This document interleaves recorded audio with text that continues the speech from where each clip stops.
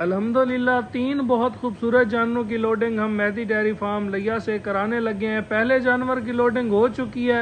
इस टाइम हमारे पास बहुत ही खूबसूरत 20 जानवर मौजूद हैं, जिनमें 18 लीटर से लेके और 35 लीटर तक के जानवर हैं। दूसरे जानवर की लोडिंग कराते हैं। माशाल्लाह ये दूसरे नंबर वाली गाय ताज़ा सुई हुई है, साथ इसके बछड़ी है। इसकी भी हम लोडिंग करने लगे हैं। माशाल्लाह एक एक जानवर की तसल्ली कराते हैं, आपको दिखाते हैं। जिस भाई ने हमारे पास मौके पे आना हो, हमारा राब्ता नंबर 0304 731 1337, दूसरा नंबर 0300 717 1856। इन नंबर पे राब्ता करके आ सकते हैं। अब जनाब तीसरे जानवर की लोडिंग है। माशाल्लाह जानवर का हुस्न देखें, इसकी वैरायटी देखें, इसकी क्वालिटी देखें। एक से बढ़कर एक जानवर है। जो भाई मौके पे आएगा इंशाल्लाह, इस टाइम तकरीबन 20 जानवरों की सिलेक्शन है। मौके पे आए, जानवर देखें, पसंद करें, तसल्ली करें, फिर लेके जाएं।